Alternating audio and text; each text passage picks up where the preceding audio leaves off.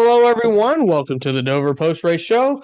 My name is Ryan Peters. This is Stuck in the Catch Fence. Thank you for tuning in. Martin Truex Jr. ends a 54 race winless streak. He got the victory today. He waited a day after the washout yesterday, but he's able to join his brother, who won on Saturday, Ryan Truex, in victory lane as the Truex brothers sweep what Dover is now considered their home track for the two New Jersey natives. Again, thank you for tuning in. I'm glad that you're with us. Again, this is Stuck in the Catch Fence. Joe's not here today. It's just me doing the recap. It will be probably a pretty brief recap. The race today, okay, it was a good race to watch while you're at work, like most of us had to do. Not the best type of racing that we've ever seen. Definitely not as good as last year when it came to what we saw at Dover, Delaware. But again, sometimes that ends up happening, and unfortunately it seems like it's more rather than less when it comes to the next gen car. Well, let's go ahead and dive right in. Let's see how everyone finished today's race and break it down from there. So here we are, pulling up for you on the screen. Martin Truex Jr. gets first place. Ross Chastain, talk a little bit more about him in a little bit. Ryan Blaney gets third place, had top five car. William Byron led this race very early, and a lot of you Hendrick fans were probably going, here we go. Hendrick's day is going to be really good. Actually, it was just okay. It was just okay. A good day for the Toyotas, though. Denny Hamlin gets in fifth place. Christopher Bell battles back from an incident that he had on pit road earlier. Tyler Reddick, again, another solid finish for him. The two RFK boys, man, they're on a roll. Another top 10. Josh Berry does a great job getting that car into 10th place, taking over for Alex Bowman, his second stint now, having to take over for a car at Hendrick. Chase Elliott gets 11th. Bubba Wallace and Ty Gibbs rounded out. Mentioned in the post-race show Kyle Busch did about RCR not being very good at Dover. He was right. They're still not very good at Dover. Had a speeding penalty on pit road for the fourth time. And as the resident rowdy fan, why? Why do we have to speed on pit road? You were in first place. Speed on pit road. That ends up making him first to last.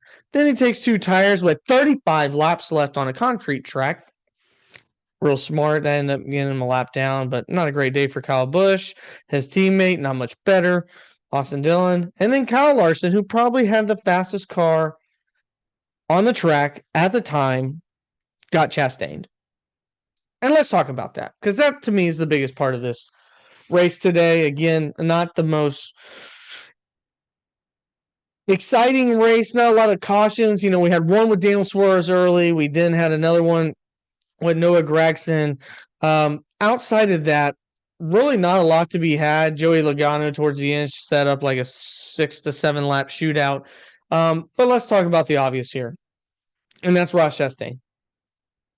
NASCAR or Fox, one of the two, had a stinger about getting Chastain. And it wasn't just last week I defended Ross, because I think there is some shade where everybody's just blaming Ross for these things that typically aren't in his control. Like last week, Noah Gragson and him go 3 wide. He kind of puts Noah Gragson high. Noah Gragson comes back down after losing his spot, ends up wrecking. And, a lot of people were quick to blame Ross Chastain for that. That wasn't Ross's fault. That was literally just Noah Gragson running out of experience on driving this car and just swallowing his pride and saying, hey, I'm probably just going to go back a few spots. Instead, he ends up wrecking. That was not Ross's fault. But today is completely Ross's fault. And this is one of the reasons why during the bold predictions show, I said that they would only win one race, and that being Ross Chastain. And I'm just to the point that I don't even know if he's going to be able to do that. He has so many enemies now on the racetrack. I mean, he literally can't stop wrecking people. He can't. And he's to the point that you can only say sorry so many times. You can only have Justin Marks say sorry so many times. You're to the point your teammate doesn't even like you. Your teammate, Daniel Suarez, he likes everybody. He doesn't like you now after what you did to him at COTA.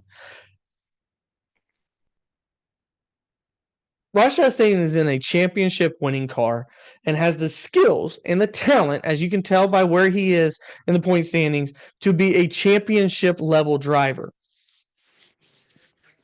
But does he have the patience? Does he have the willpower to just not send it in 30 laps into the first stage and wreck everybody? I don't know. I mean, Brennan Poole is literally to the point now where he goes, somebody needs to kick this guy's butt. And I think that's how fed up everybody is. Alex Bowman was tweeting out during the race, just the one doing one things. And as easy as it was to pile on Ross Chastain when he doesn't do something wrong, it's now this type of point to hundreds of thousands of dollars worth of sheet metal, worth of equipment has been gone to waste due to the fact of Ross Chastain. Is it great for the people on Facebook that has Facebook groups, that they can buy that said sheet metal and will be probably at the racetrack next week in Kansas? Sure. Why not? I'm sure it's great for them because then they can go use their garage passes, wait for them to throw the junk outside and say, hey, I just got free sheet metal due to Ross Chastain wrecking the field. And we do have a video of that in case you haven't seen it yet.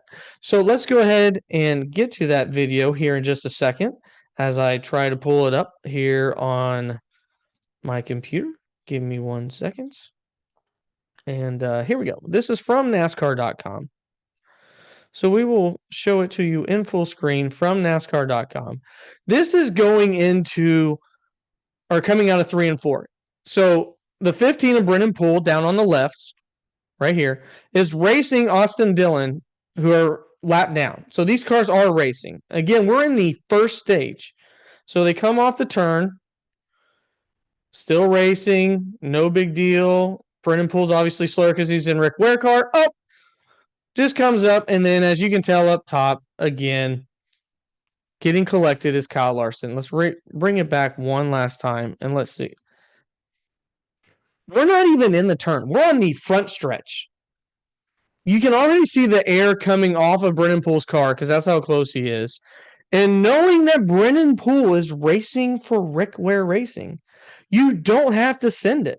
Again, these are two guys racing for spots early in the race. They should not be getting out of your way. But instead, punt. And there's Kyle Larson at the top right, getting ready to get collected in this mess and ruin his day. As you can tell, the 15 backs up into the wall at this highly banked 1 mile oval. So there's the proof. Didn't need to happen. Ross Chastain said so as well.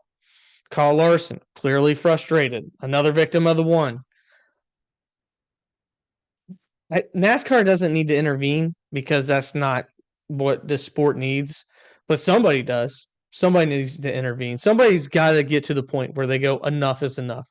I don't know if it's fake tough guy Bubba Wallace doing that, and pushing them and hitting them for just no reason at all, like we saw when he tried to be really tough against Kyle Larson. I'm not sure what needs to happen. But Ross Chastain probably could have took the lead today, but he had a slow, damaged car, and Kyle Larson hold him up when he was 0.3 of a second and then made him a second and a half.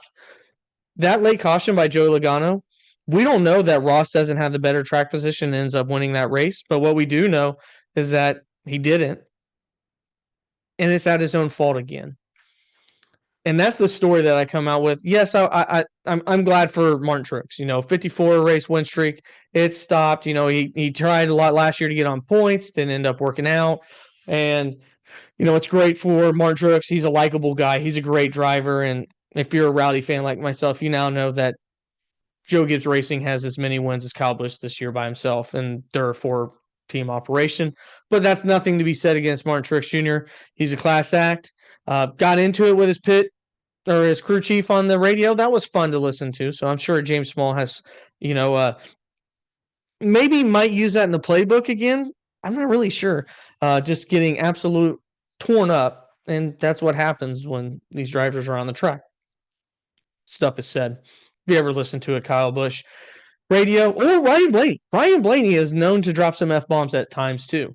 He will drop the F-bomb with an LY to describe the F-bomb that he is explaining to you on top of it. So, very, very artistic when using that in the English language, Mr. Blaney. So, earmuffs if you have kids and you buy a scanner for Ryan Blaney. Yeah. So, again, great race for him. Joe Gibbs Racing, fast today. I see the Toyotas next week doing really fast.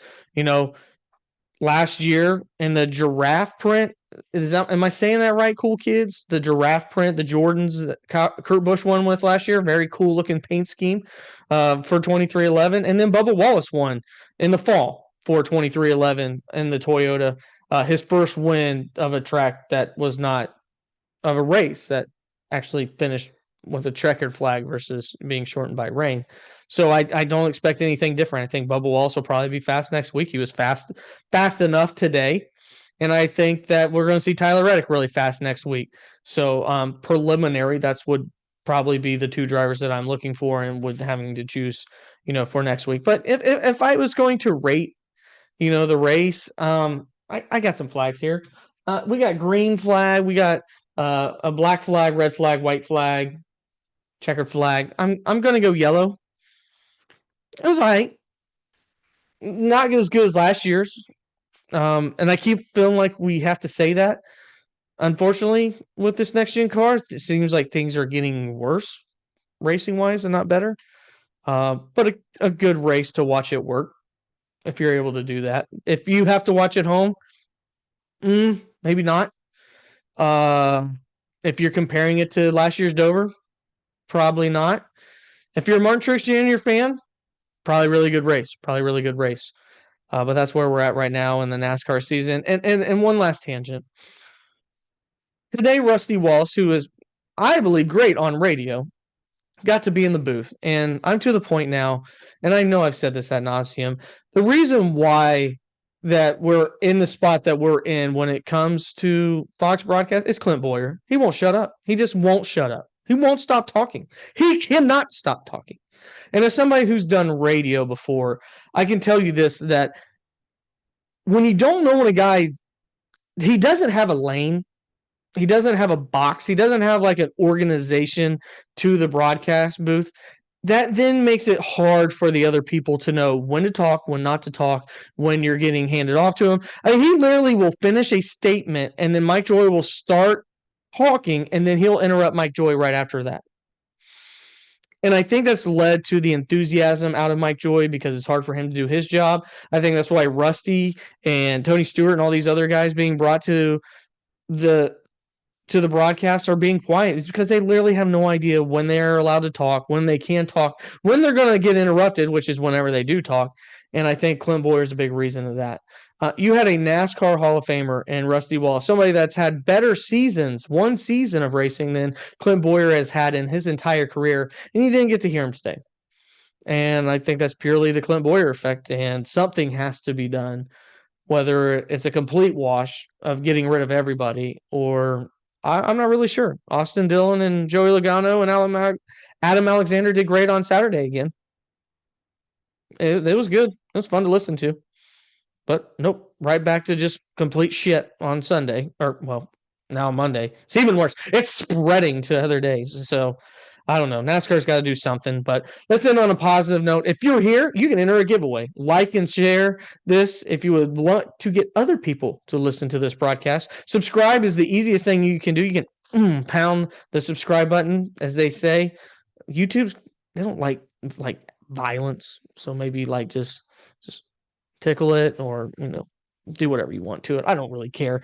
Just helps us get this NASCAR show out to more people. So then other people like you will have something to talk about because we are trying to build a community here. Some of my lip. Oh my God. That's not professional. So again, do that. And plus you get a giveaway. You get to enter in for a giveaway. When we get to 500 subscriptions, which we're at over 300 now, I got Mr. Irwin back there, Kenny Irwin, RIP, and Kyle Busch diecast. Those are a type of diecast you can win. Just let me know who your favorite driver is. When we get to 500 subs, you can win a diecast of your favorite driver. So again, like, subscribe, and enter in the comments below. Joe will be back for the weekly show. We're talking about possibly having maybe something else going on when it comes to another guest. Posted the FanDuel lineup today. Unfortunately, with Kyle Larson getting knocked out, it was the third lineup that didn't win money. We've been winning some good money. 3 out of 11. It's not bad. Or 8 out of 11. Not bad on winning money. But yeah, we're going to keep doing that. We're going to keep winning you more money betting on these races and setting out some good lineups. I know they're really fun. So, unfortunately, this show has to come to an end. Join us during the week where I will be back with my partner, Joe. And until next time, this has been Stuck in the Catchments.